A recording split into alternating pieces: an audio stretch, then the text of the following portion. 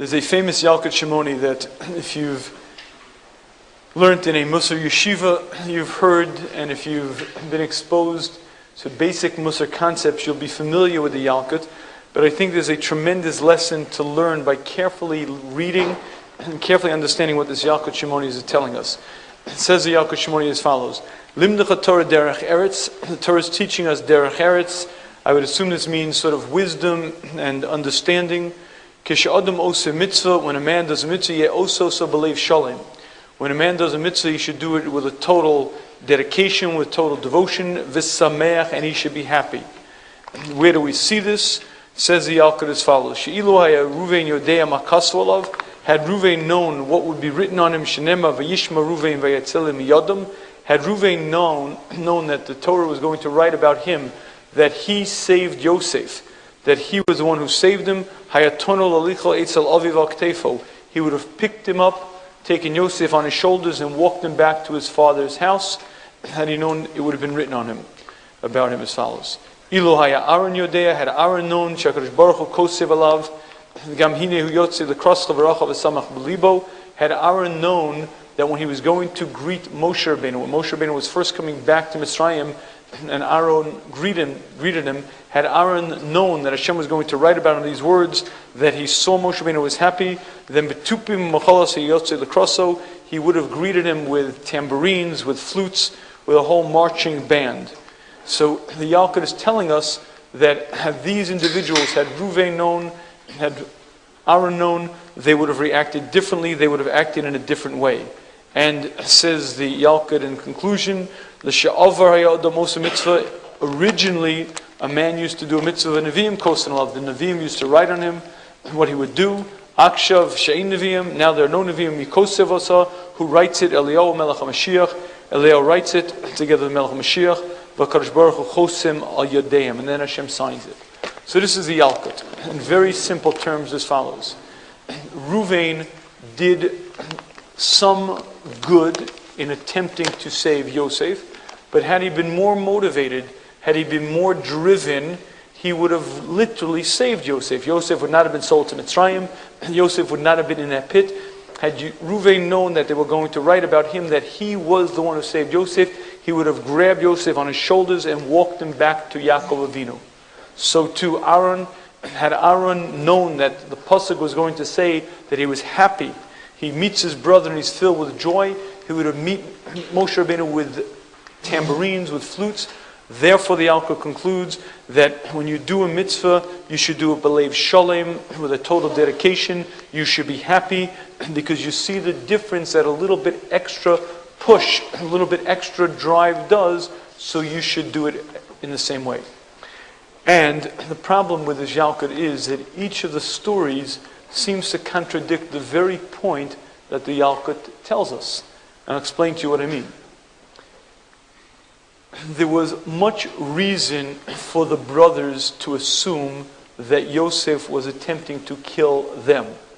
The Sforno tells us that the Shiftei Ka were tzaddikim gemurim. That means Ruvain, Shimon, Levi, every one of the brothers were absolutely pure tzaddikim. Yosef was chosen by Yaakov to be the leader, and he did certain things that were considered foolish. And when he would report what the brothers did back to his father, the brothers took it as a sign that Yosef was out to get them.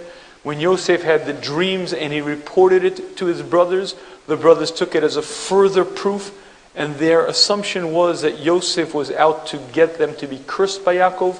He wanted to be the sole leader, the sole progenitor of the Klal Yisrael, and he was attempting to get Yaakov angry at the rest of the brothers. Now this was not unfounded, and Yosef exposed an awful lot of room for them to make such an error. And Chazal tell us that the brothers sat down as a Beis Din, Dan the Shaila, and Paskin Yosef Lamisa. It was not done flippantly, it wasn't done just without forethought. Very careful deliberations, the evidence was weighed, and the decision was reached that Yosef is a mored. He's a rebellious individual, either trying to usurp power from Yehuda, or trying to destroy all of the brothers, and he's chayev misa. Now obviously, Ruvain reached a conclusion against the brothers, from the fact that the pasuk tells us that he was trying to save Yosef. And in fact, the Rishonim tell us that in fact was his intention to save Yosef. It's obvious that Reuven concluded that Yosef was innocent. So if Reuven knew that Yosef was innocent, what he understood to be happening was cold-blooded murder. Meaning, if Yosef is innocent and the brothers are out to kill him, they are going to be guilty of a horrific crime.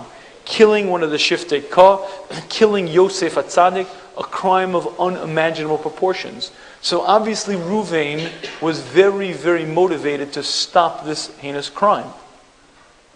He understood the gravity of the situation. He understood it was a Retzicha situation. He went out to save his brother. However, he made a very careful decision. You can't ask for too much. Tafasta meru below tafasta. In fact, the Ramban explains that first he tried a little bit more. He tried to get the brothers to totally renege. He saw he didn't get anywhere. So his mid-ground was, put him in the bar. And as the Pasuk says, he was intending to save Yosef. He was going to come back later when the brothers weren't there, and he was going to rescue Yosef. But the point was that he was very cheshboned out, very carefully deliberated what his plan was, and he assumed that if he asks for too much, it'll backfire. Hatzalah purta, let me get a little hatzalah, let me get him out of the immediate danger, put him in the pit, and then I'll save him. So what does the Yalkut mean? That had he known that they're going to write about him, that he saved Yosef, then he would have marched Yosef out on his shoulders, as if to say he didn't understand the gravity of the situation, as if to say if he had more motivation, he would have done something differently, when he was clearly very, very motivated, made a cheshbon that this is the appropriate thing to do. So I don't understand what the Yalkut means, that had he had more leiv shalom, had he had more simcha, he would have done something different. It doesn't seem to fit well with the Yalkut itself. And I don't believe that the example that they bring from Aaron is any easier. Keep in mind, my friends, that probably one of the most difficult nisyonos that a human being will ever face is in a sign of kavod. Now, I'll grant you that in our society there's so little kavod given to anyone that we may not ever have the type of nisayon that these individuals faced. But Aaron HaKohen was given a huge, huge test. For 60 years he was the Navi Hashem. For 60 years he was the manhig of the Klal Yisrael.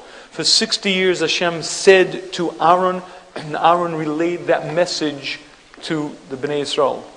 In a flash, his position was usurped. Instead of he being the Navi, there was a new kid on the block. And it wasn't just that he was being eliminated in the sense that he wasn't going to have his position. His younger brother was going to be the Melech. His younger brother was going to be the Sar HaTorah. His younger brother was going to be the one to bring the Torah down to the Klal Yisrael, the greatest kavod that any human being could ever experience. And clearly this was a major nisayon. To understand how big the nisayon is, just look at Moshe Rabbeinu's response. When Hashem comes to Moshe Rabbeinu in the sneh and says, you will be the one to bring the Klal Yisrael out of Mitzrayim, Moshe Rabbeinu says, count me out. For 6 days straight, Hashem is mefat, Hashem attempts to seduce Moshe Rabbeinu to accept. For 6 days straight, Moshe Rabbeinu refuses, and Rashi explains to us the pivotal point was one thing: I will not accept this position. My older brother was the Navi. I will not take away his kavod. I'm not going to hurt him. And Hashem spent 6 days trying to convince Moshe of one fact, that Aaron HaKohen will not bear bad feelings. Aaron HaKohen will not feel badly.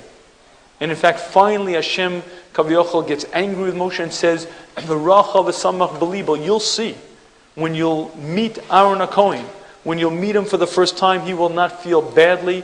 He'll see you and he'll feel joy. He'll feel happy.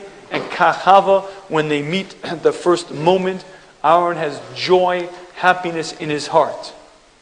Yet this Yalkut is telling us that had Aaron HaKohen known that they were going to say about him that he met his brother with joy, he would have gone out with tupim, umacholos, with flutes, with tambourines. This Yalkut is very difficult to understand. He won the battle.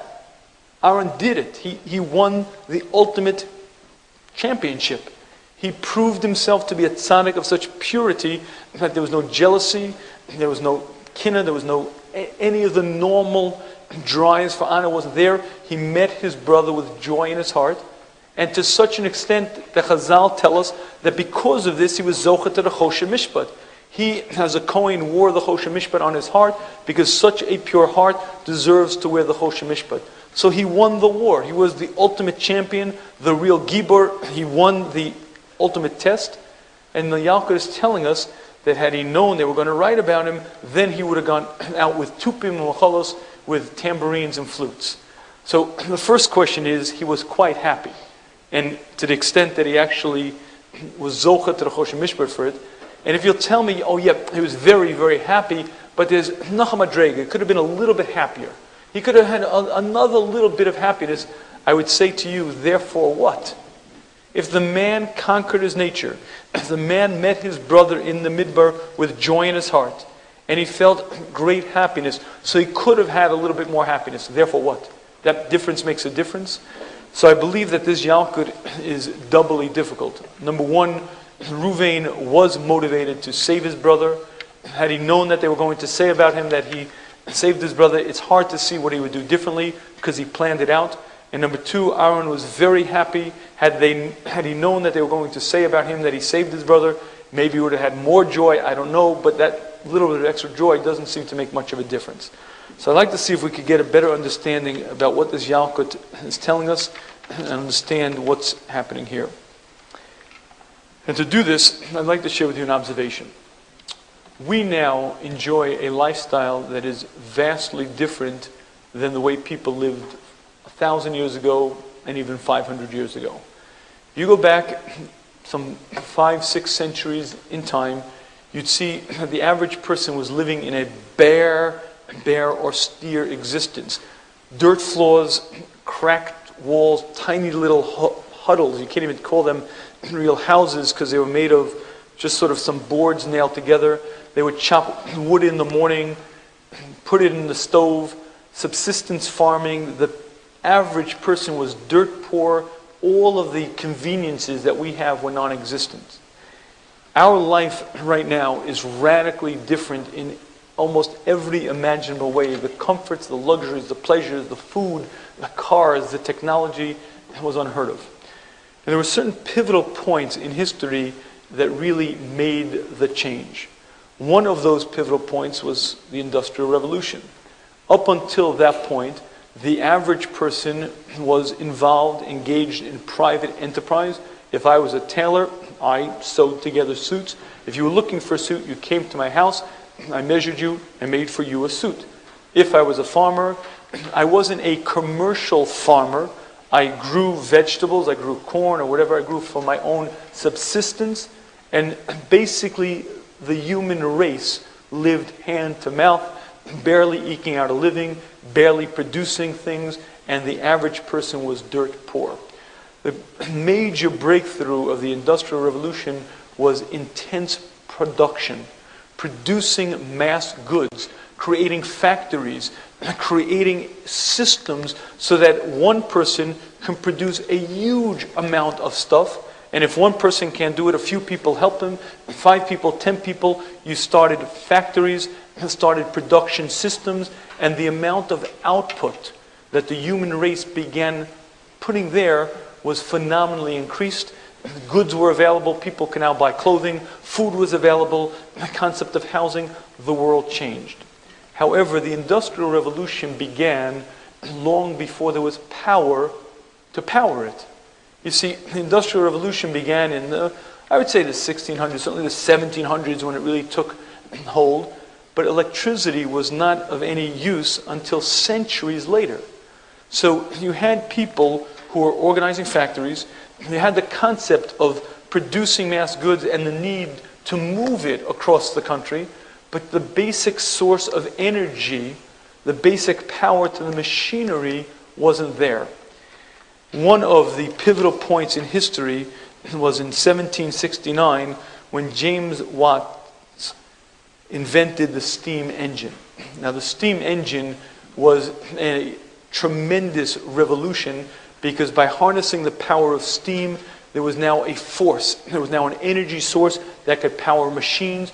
You could now take a locomotive and send it miles per hour, 30, 40, maybe even 50 miles an hour, running down a steam track, running down an iron track, because the steam was the engine, the steam was the energy, the steam was the power to it.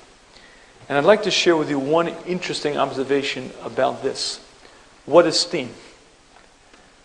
Steam basically is very little. I guess it's vaporized. It's water that vaporizes. It's kind of water molecules in a different form. It's a gas, but it's basically nothing. However, steam has a great power because it expands and it forces, and it's such a force that it can move a locomotive. But steam only becomes steam at 212 degrees when water hits the boiling point. If you bring water to 211 degrees and keep it there all day, under normal atmospheric conditions, it will not boil. It'll be hot, maybe even very hot, but if it doesn't hit the boiling point, it'll never create steam, it'll never get there. One little extra degree, the difference between 211 and 212 is the difference between water boiling and giving off this energy, this power, steam, which can move a locomotive or something that's very hot. But if you think about it, that is a profound observation, because 211 degrees is very, very hot. 212 degrees is not much hotter. In fact, it's so little of a difference that it's not even a percent. The difference between 212 and 211 is less than half a percent difference. Yet that difference is so profound that it's a difference between water boiling and not, between there being steam and there not being steam. And that, I believe, is a tremendous mushal for a certain state of human excitement, human empowerment. There is a certain state where a human being reaches that 212 degrees, where he hits the boiling point. Oftentimes, it's a very subtle difference. The difference between 211 and 212 often is but a very, very subtle point. But when he hits that 212, he's on fire, and at 211 he's very hot, but he ain't quite there. And this difference, I believe, will show itself in many, many situations. If you study the Olympics, you know that many meets, many events are won by hairbreadths of time. In the 2004 Summer Olympics, and the men's freestyle swimming, the 200 meter, the difference was great. There was 1.42 seconds was the victory. In the women's event, it was half of a second. In the men's 800 meter running, it was 0.71 of a second, meaning a fraction of a second was the difference between gold and not. And what you find in the world of competitive sports is that oftentimes tiny little slivers, fractions, make the difference between victory and failure, between success and not. And I'd like to share with you one point that I find very, very profound. We, in our community, we don't follow this particular sport. And you probably wonder when you look at the Kellogg's box what they're doing on there. But in the world at large, the concept of the Daytona 500 and the Indianapolis 500 is a big, big deal. Now, the Daytona 500 and the Indianapolis 500 both are races that are run over 500 miles. The track, there are about 200 laps of this track, 500 miles. The race takes over 3 hours. Would you like to know, over the past 10 years, these are the prime racers, these are professionals, the winner takes the prize of over $1 million. This is the prime race, two of the prime races in the country. Over the past 10 years, the average victory has been based on the difference of 1.5 seconds. That means the difference between victory and not is 1.5 seconds, but it's a 500-mile race, and it's 200 laps, 3 hours, and they're so matched, they're so pitted for victory, and the victory over the past 10 years has been based on 1.5 seconds. However, I saw a clip of the Daytona 500 from 2007, and I watched the final lap, and I watched them pass the checkered flag, and for the life of me, I could not tell who won. And I heard the announcer say the words, and won, yes, he won. How do you tell? But when you stop the video, when you stop the clip, you can see that the car behind is a hairbreadth, literally a hairbreadth ahead at the finish line. The finish in the Daytona 500 in 2007, the victory was won by 2 100ths of a second. 2 100ths of a second, and the stop, you could see it, the car was in fact a hairbreadth ahead, and that's an astounding concept because oftentimes the difference between total success and total failure is a minute little bit, a very small amount, and when you understand that oftentimes little differences make a tremendous difference. If you'd like to understand the difference in Ruvain, I think the answer to the Yalka really is quite simple. And that is, Ruvain was very motivated to save his brother. He understood that this was murder. And he understood that he was the only one who recognized it as such. And he understood that it was his mission to save Yosef. And he was pretty motivated. Maybe 211 degrees motivated. But he wasn't quite at the boiling point. Had he had just one more little push, had he known that they were going to write about him for Doras, for generations, they were going to write the words, Ruvain saved Yosef, that would have been the extra push. He would have hit the boiling point, and with that new resolve, with that new energy, he would have had a different perspective. With that new energy, that new perspective, he would have realized that he could do it. He has the power, he could say the words, I'm taking this boy back to his father. He could have affected the Shvatim. They would not have stopped him, because with that resolve, with that energy, he could have taken Yosef on his shoulders and walked him to his father. The reason he couldn't was he didn't quite hit the boiling point. When he was at 211, when he understood the danger to Yosef, when he understood the gravity of the situation, he was almost there. But with that resolve of almost being there of 211, he could not have saved Yosef. The brothers would have stopped him. There would have been a rebellion, maybe even a civil war, but he would not have accomplished it. But had he been 212, had he hit the boiling point, had he really understood they were going to say about him that he saved Yosef, that resolve would have been different. That resolve would have given him the strength, the energy. He could have saved Yosef. And I believe what the Yalkut is telling us is that 211 and 212 is not a subtle difference. The difference between hitting the boiling point and almost hitting the boiling point is huge, and oftentimes in life, the difference shows itself between success and failure. And I believe from this part of the Yalkut, there's a tremendous lesson to learn. I've said this before, but I'd like to repeat it. If you're looking for a business to go into, I have a good eitzah. I recommend highly that you go into selling used exercise equipment. And I'll tell you why I think it's a good business. Anybody who puts on a few pounds at some point says to himself, this is ridiculous, I can't fit into clothes anymore, I feel sluggish, that's it, I'm going out. And he buys himself an elliptical machine, buys himself a fancy treadmill, spends $500,000, $700,000, and within about 3 weeks, that treadmill becomes a very fancy clothes hanger, and he's not using it.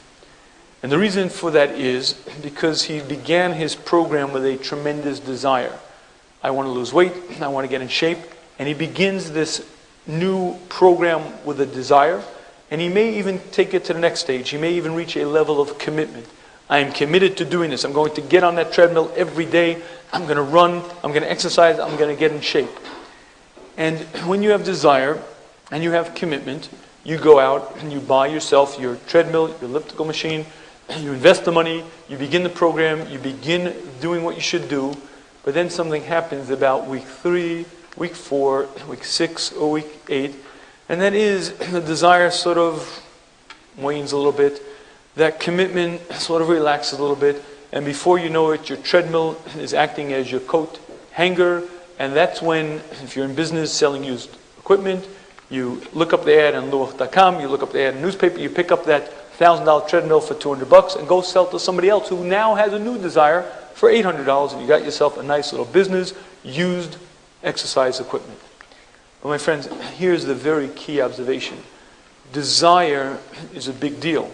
Desire is what gets you out of bed and says, I'm going to do something about it. Commitment is the next stage when you say, I'm committed to doing it. But desire and commitment will fail time after time after time, because desire and commitment tends to lessen. There's a third element to any successful thing, and that's something called persistency. You have to be persistent. You have to have desire, you have to have commitment, and you got to have the wherewithal, the fortitude to push and keep on pushing even when you don't have as much desire, even when you're not as excited, even when you're like a little tired. But that persistency is the difference between success and failure. But that persistency only happens to a person when they reach a certain level. You see, if you go into the program at 211, very hot, very, very hot, your desire, your commitment will take you so far. You have to get to the boiling point. You have to be at 212, and you have to hold that temperature. You have to make up your mind, I am going to accomplish whatever my goal is, and you have to be at that fever pitch, at that boiling point, and you have to be able to hold that boiling point, because only then will you be able to, in fact, succeed. And this yesod, my friends, is a yesod for success in most any endeavor that you'll engage in. As you probably know, if you've lived long enough to study people, the main key to success is hard work. When you're younger, you have this sort of naive sense, the guys who get the lucky breaks, yeah, they're the real, he was born with a silver spoon in his mouth. But when you study the world, when you study people, when you study successful people, the one common denominator that you find over and over and over is hard work. Hard, consistent, persistent work, getting back in the game again, getting back in the game another time. And the general rule in competitive sports, the general rule in the world of business, the general rule in the world of academics is that talent will get you only so far.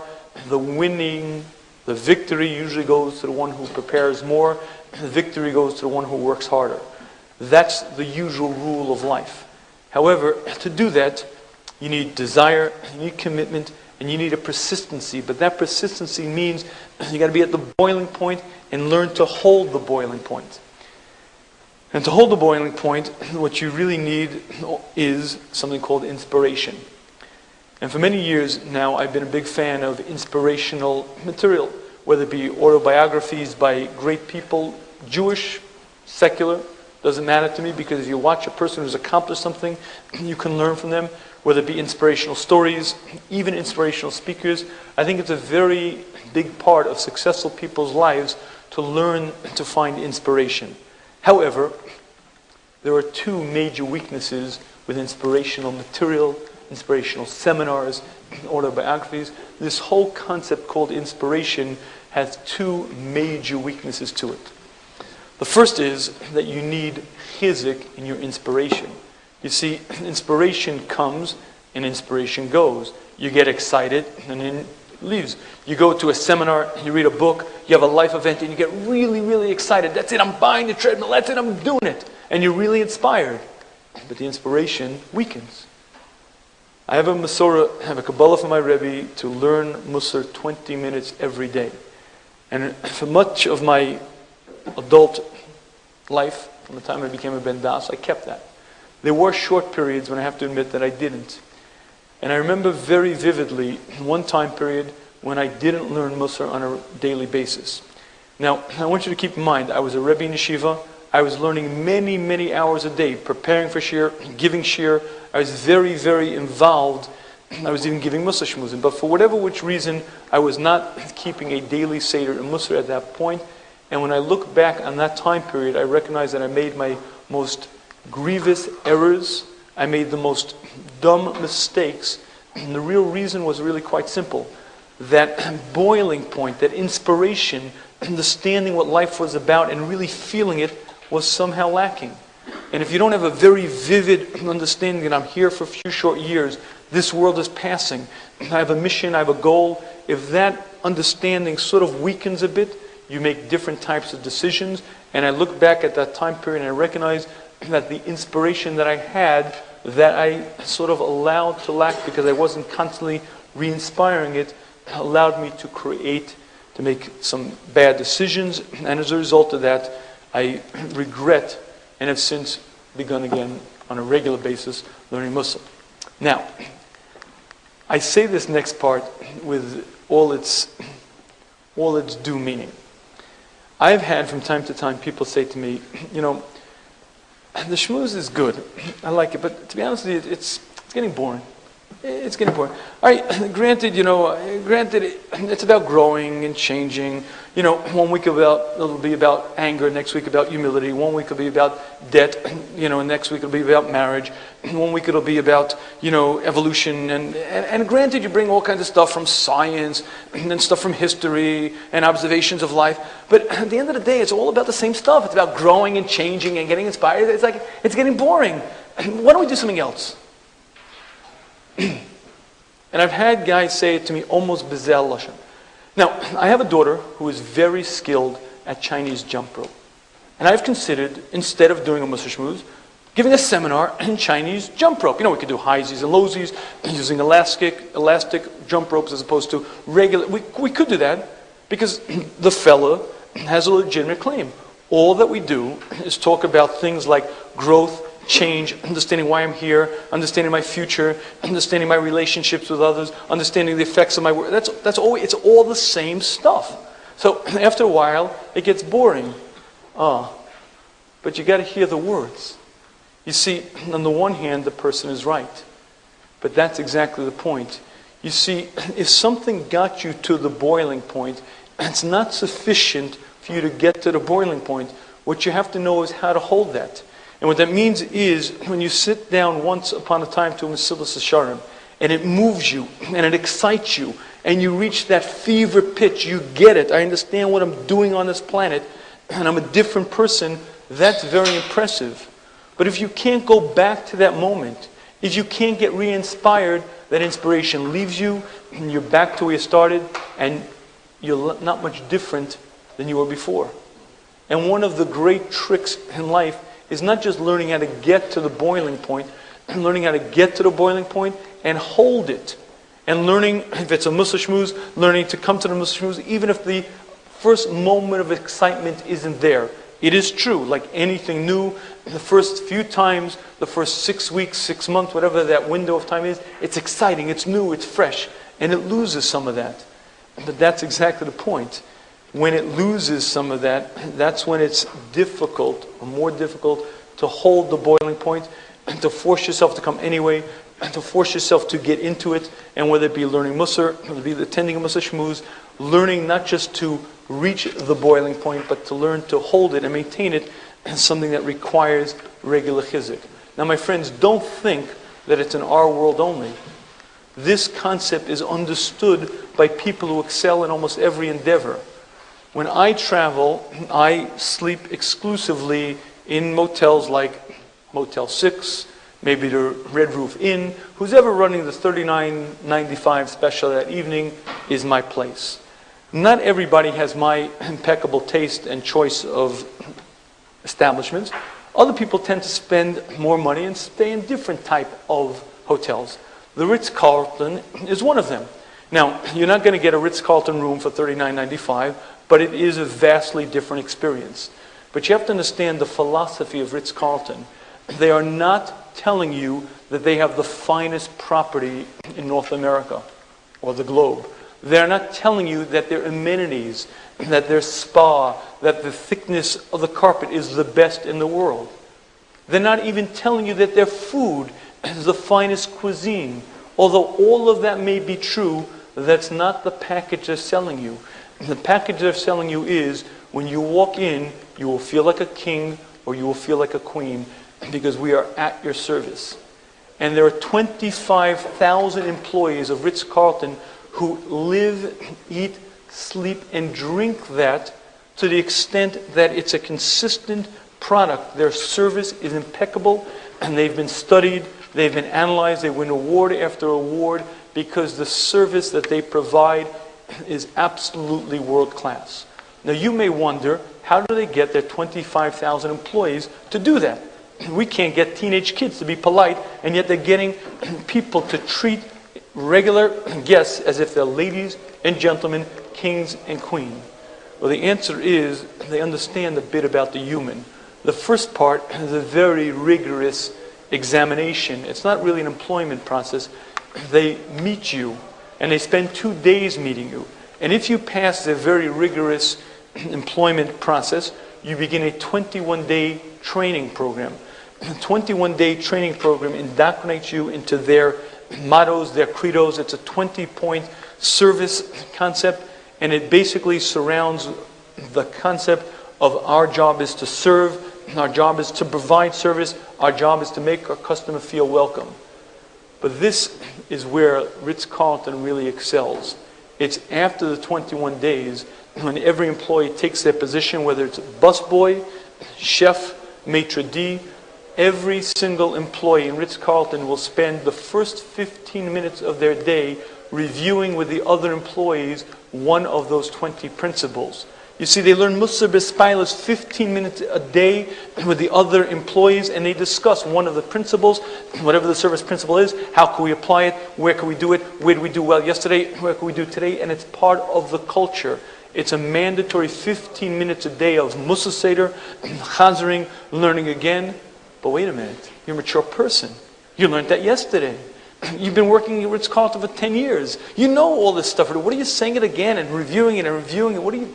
But the answer is, what Ritz-Carlton understands is that theoretically knowing something and having it right here is a world of difference. It's a difference between 211 and 212. And when you hit the boiling point, but you don't hit it once, you know how to maintain it, you know how to hold it, then you are a very, very successful person.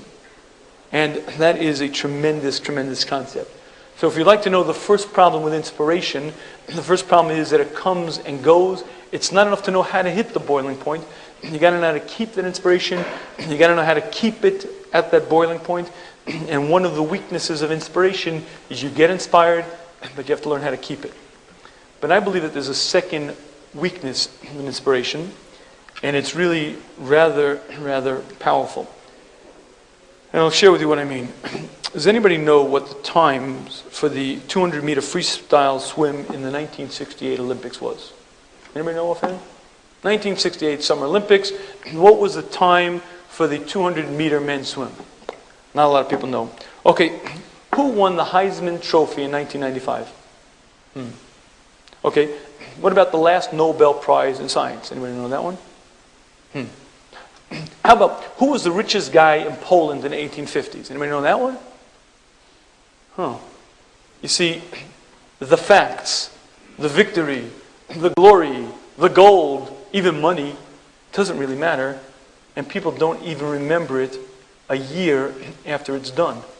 Can you tell me the richest guy in Europe? You can only tell me the richest guy in America because you read Forbes yesterday. But believe me, you will not be able to tell me the richest guy in Scandinavia, nor the richest guy in New York.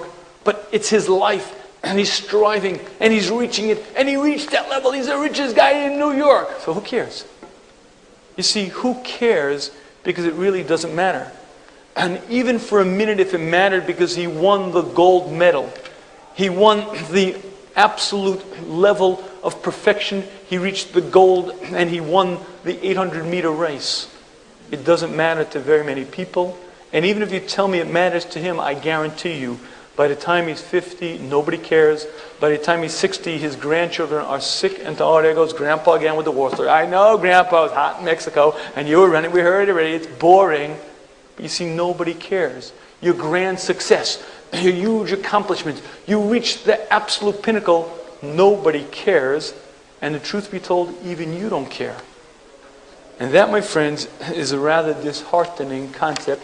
If you're a goal setter, if you're a person who has dreams and aspirations, and you quickly realize that in a very short time, reaching the goal is forgotten, can quickly demotivate you. And I'd like to sort of deal with this second problem of inspiration by answering the second question. The second question that we asked was that Aaron HaKohen was quite happy. The Alkut says that he known that Hashem would say about him that he saw Moshe Rabbeinu and he was happy in his heart. Then he would have come out with tupim, machalos, with tambourines and trumpets and tambourines. The problem is he was quite happy. So if he was quite happy, what does the Alkut mean? And I'd like to address that question, and I'd like to see, by answering that question, if we could also understand a little bit better what goals are really about. A very quick observation. It is a very different experience when you cut a salami than when you cut a diamond. A salami, you kind of cut like whatever, and a diamond, you cut very, very cautiously, very, very carefully. If you'd like to know quite how carefully, I'll share with you something interesting. In 1990, in the district of Zaire, somewhere deep in what was then the Republic of the Congo, a diamond was discovered. What was unusual about this diamond was that its raw weight was 777 carats, quite a large rock. Now, it was purchased by De Beers, and they wanted to cut this diamond. But here was a problem. It was a clump. I mean, it was pretty big. And they brought in the best diamond cutters. They brought in the Steinmetz Diamond Group and a team, not a diamond cutter. You ever think of this old guy sits there with the chisel? A team studied the rock. Would you like to know how long the team worked on it? They actually, when it time to cut it, wasn't done with chisels. It was done with lasers. The team spent 3 years studying the rock. And after 3 years of careful study, deliberations, calculations, they actually executed the cut. And from this came the famous De Beers Millennium Star, which is a 200-carat diamond. And it's considered the world's largest internally and externally flawless pear-shaped diamond. Okay, its value, by the way, is $500,000 a carat. And do the math at somewhere 203 carats. It's a pretty valuable rock. But you see, my friends, let's assume the team, instead of studying for 3 years, studied it for 2.5. And when they did the cut, they were mostly right, but a little off. The Millennium Diamond would not have been. As a matter of fact, it would have shattered into a bunch of small, little, insignificant diamonds. And this unbelievable now Millennium rock that the bear runs around showing off as the ultimate flawless diamond never would have been. You see, when you're cutting salami, if you cut a little bit wide, a little bit shallow, it really doesn't matter. But when you're cutting diamonds, it's such an exact science that a hairbreadth, a fraction of a hairbreadth makes a difference between a perfect, beautiful, finished product or something that's almost worthless. And I believe that that has a lot of relevance to our discussion this evening. And I'll share with you what I mean. The pasuk that says, "Sarechat lo tesalim," do not overlook your flesh. When it comes to tzedakah, do not overlook your flesh. The Yalkut Shimoni is bothered by it. What do you mean, don't overlook your flesh? Don't overlook your friend, your reya, your neighbor. What do you mean, give tzedakah to your flesh? Give it to your friend, you mean to say. The pasuk's using the wrong expression. Says the Yalkut Shimoni, no, this is actually Tani de Bar Kafra. Ein lecha adam she'ein bal midazu. There is no person who doesn't come to this midah. There is no person who does not experience poverty. Whether it be he, if it doesn't come to him, it'll come to his son. If it doesn't come to his son, it'll come to his grandson. Mibsarecha lo tesalim means don't overlook poverty because it's going to happen to you one day. When the ani comes to you, keep in mind one thing. Right now, Baruch Hashem, you have. Right now, Baruch Hashem, you're in a position of the usher giving. Very shortly, it will happen to you. You'll reverse positions, and if it's not you, it'll be your son. If it's not your son, it'll be your grandson. If you study just a tad of human history, what you find is that wealth comes and wealth goes. If you find the richest families from 200 years ago, what you find is the children enjoy the wealth. Sometimes the grandchildren, 3-4 generations, it's gone. And great wealth, and I mean extraordinary wealth, is gone within 2, 3, 4 generations, it dissipates. And the Chavetz Chaim explains that that's a very important point. He says, Kaviyachol, there could be Hashem had a problem. And that is, when Hashem created Adam, Hashem put us on the world to give us the opportunity to earn our schar, which was to last for eternity. But you see, eternity is a long time. A lot longer than 3 generations, a lot longer than 4 generations. Eternity is forever. But forever is so beyond the human conception, the human imagination, and it stretches on and on and on and on and goes even beyond that. Says the Chavetz Chaim, Kaviyachol, there could be Hashem had a problem. How could man earn schar, reward that would last for eternity? The greatest wealth, the greatest riches in this world last for a generation, 2 generations, 3 generations. But how could you earn reward that will last for eternity? Explains the Chofetz Chaim that when Hashem put us in this world, Hashem put us in a position that we can exceed our bounds beyond anything that a human should be able to do. We were born into these giant, huge cranes. And we're put into this position where my little tiny me, I can do actions, say words that affect worlds, that change things, that make huge, huge effects. I don't perceive it, I don't understand it, but Hashem created worlds dependent on us. Hashem made the world itself, the physical world dependent upon us, the upper world is dependent upon us, because Hashem wanted to give us the opportunity to create schar that would last for eternity. The reason why we never get it in terms of the severity, the gravity of an action, is because we think in very physical terms. How much could something be worth? $1, $10, $1,000, $10,000. But when you read the way Chazal depict a single action, the way they define a single dibur, you understand you're dealing with a very different currency. The currency you're dealing with is diamonds. And when you're dealing with a very precious diamond, a small nuance of change spells the difference between the millennium 203 almost perfect diamond to something that's almost worthless. A subtle difference, a hairbreadth of a difference makes a difference because the currency is vastly different. The crane is huge and it's having a huge effect. And that, my friends, I believe is the answer to Aaron HaKohen. There is no question that when Aaron went out to meet his brother, he accomplished a great thing. Despite the fact that he used to be the Navi, his brother was a Navi, he felt no jealousy, it was tremendous. And he reached 211 degrees. What a tzaddik. Because of it, he was zocha to the Choshen Mishpat. What a great man. But you see, 211 degrees is not quite 212. And in this world, it doesn't usually matter. But when you're dealing with schar for eternity, when your currency is diamonds, the way you cut the diamond, a tiny, subtle difference makes all the difference. And if you're not 212, if you're 211, it's a different world. And what the Yalkut is saying, had he known that Hashem was going to say that he walked out the simcha, it would have been a different simcha. You'll say he was happy anyway. How much of a difference does that difference make? The answer is that difference is huge because you're dealing with an action that's to last for eternity. You're dealing with diamonds that are so precious. And because of that, that difference made such a vast difference. My friends, these concepts are very, very powerful. I think there's a tremendous lesson to learn from Ruvain. Ruvain was very motivated to save his brother's life. He knew that it was murder. He knew that they were murdering Yosef Atzadik, but he was only excited. He was at the level of 211. And because of that, he failed in his mission. He said, let's put him in the bar. He didn't actually save Yosef. Had he had another level of motivation, had he had another little level of drive, he would have picked Yosef up, brought him on the shoulders. It would have been a vastly different history. Yosef would not have been in Mitzrayim. That entire event wouldn't have happened. The difference between 211 and 212 shows itself in dramatic consequences, in dramatic manifestations, because when a human being hits that boiling point, he's unstoppable. But short of that, he is very, very stoppable. To maintain that requires something called inspiration. But inspiration comes, inspiration goes. It's not enough to hit the boiling point. You have to train yourself to hit it, to maintain it. You have to learn what gets you excited. You have to train yourself to go back to things that get you excited, maintain it, find new things, because maintaining that boiling point is one of the keys to success. But that is a key to success in this world.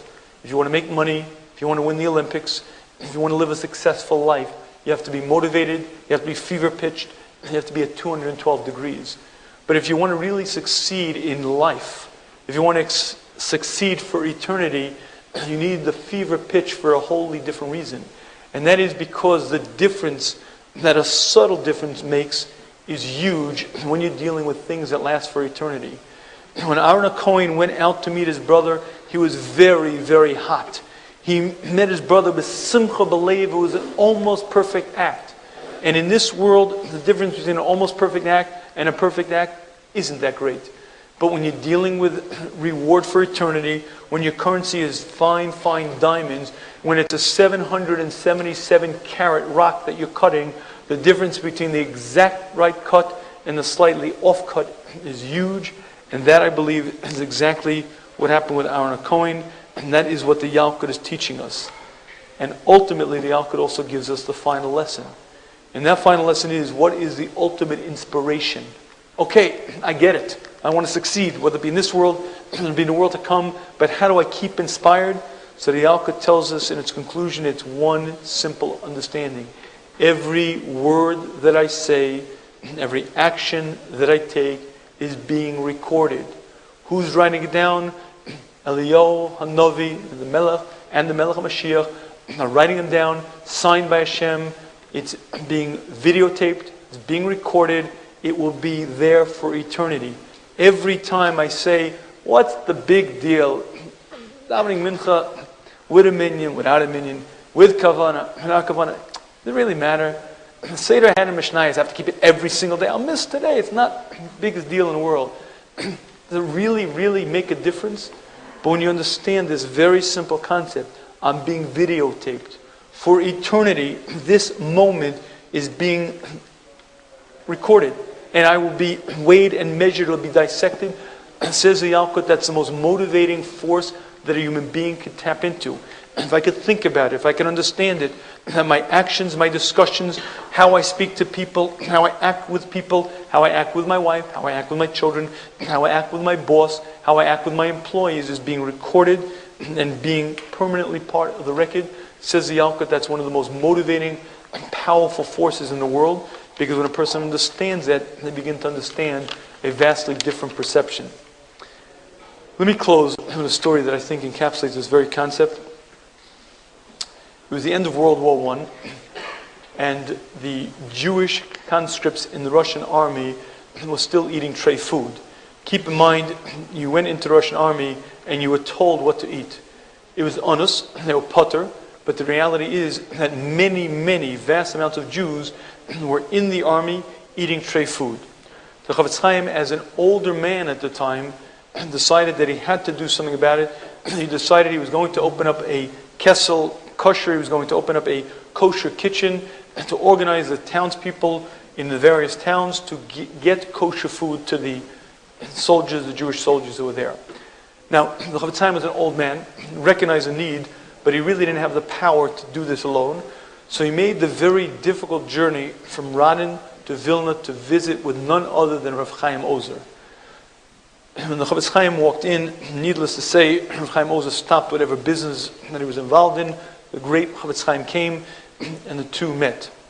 And after a few moments of exchange, Rav Chaim Ozer asked the Chavetz Chaim, what brings the Yeshiva here? What brings the Rebbe here? And the Chavetz Chaim explained, we have these Jewish people. Granted, it's honest, but they're eating treif. We have to do something about it. Rav Chaim Ozer goes, yeah, absolutely. Chavetz Chaim says, my plan is I'd like to start a kessel kosher kitchen. We'll get the various townspeople to donate the food. All we need is the organizational structure. We have to set it up. And Rav Chaim Ozer goes, you're right. It's a tremendous idea, but it's not going to work. Chavetz Chaim goes, what do you mean? Rav Chaim Ozer goes, listen, it's World War I. The businesses, all the Jewish businesses were destroyed. They were looted. There's nothing left. The Jews were either evicted. There's no ashiras left. There's no money. There's nobody we could tap into. It's just not going to work. And after Rav Chaim Ozer really convinced the Chavetz Chaim that it wouldn't work, the Chavetz Chaim began smiling, and he was so happy. He was filled with simcha. Rav Chaim Ozer looked at him and said, maybe the Chavetz Chaim didn't understand what I mean. I feel it. It's not going to work. And the more he would tell the Chavetz Chaim it wouldn't work, the happier the Chavetz Chaim was. And finally, Rav Chaim Ozer said, Shuldik, I have to ask respectfully, why is the Rebbe so happy when I've said that I don't think it's going to work? Chavetz Chaim says, don't you understand? I'm an old man. I don't have much time left in this world. I'm going to stand in front of my Creator, and He's going to ask me, why didn't I organize a kosher kitchen? And I'll say to Him, I was not lazy. As an old man, I made the very difficult trip from Radin to Vilna. I went to the Gadol Ador himself. I went to Rav Chaim Ozer. Rav Chaim Ozer told me it can't be done, so I'm putter. Once I know that, I'll be able to answer to Hashem that I'm putter. Now I don't have to worry about it. At that point, Rav Chaim Ozer stopped and said, wait a minute. Give me a few days. Needless to say, the kosher kessel began. Rav Chaim Ozer organized the ashirim. He organized the infrastructure, and that project took hold. And there was only one change. Rav Chaim Ozer understood very well the gravity of Jewish people eating treif. He He understood the gravity of his responsibility as the Manhi Gador. But it was a Chavetz Chaim's simple observation that, good, I'll be able to say to Hashem that I brought it to Rav Chaim Ozer. Rav Chaim Ozer said it's impossible. Those words hit him to the core, took him from 211 to 212, brought him to the boiling point, and all of a sudden what was impossible became possible. And my friends, that is a huge yesod for success in life. Getting almost there, being almost committed, being almost there is very nice, it's very good. But if you don't quite hit the boiling point, if you don't quite hit 212, you'll never reach greatness. But when you get to 212, the real secret is learning to maintain it, learning to keep it, learning to be there. May Hashem grant us the capacity, the ability, and the wisdom to